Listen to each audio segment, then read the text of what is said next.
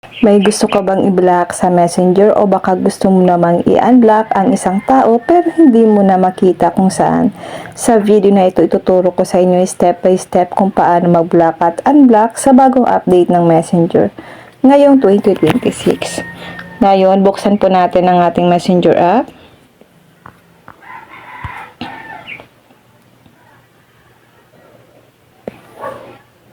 Tap lang natin ang 3 lines. Tap settings. Scroll down, tap privacy and safety. At dito guys, itap natin ang block profiles. At dito po sa pinakataas, may nakalagay dyan na plus sign. Plus yung parang merong tao. Tap lang natin. At dito guys, hanapin lang ang pangalan ng gusto mong i-block. Halimbawa guys, ito yung gusto kong i-block.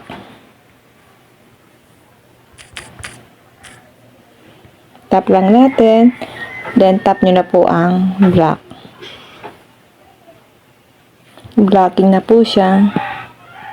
At paano naman po mag-unblock ngayong bagong update sa ating Messenger?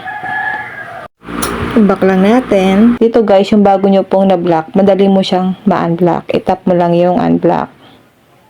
Pero kung meron po kayong friend na matagal mo na siyang na-block, hindi mo po siya dito guys ma-unblock. So, ang gagawin natin, open natin ang ating Facebook app.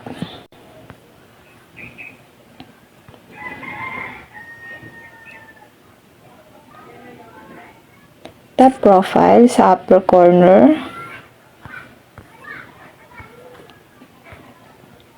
Tap 3 lines.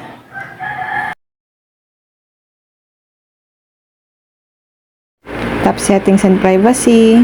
Tap settings.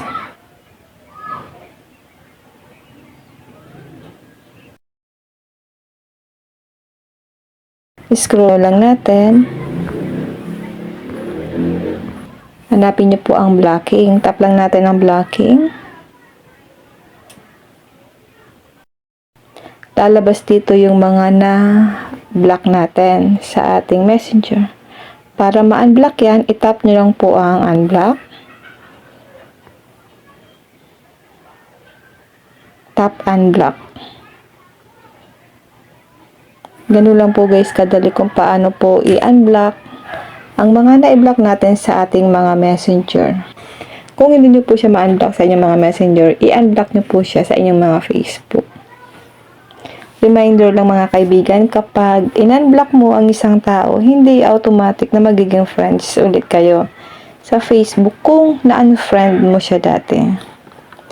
At ayan, ganyan lang kadali mag-block at unblock sa bagong update ng Messenger ngayong 2026. Kung nakatulong ang video na ito, huwag kalimutang mag-like, share at subscribe para sa iba pang helpful tutorials.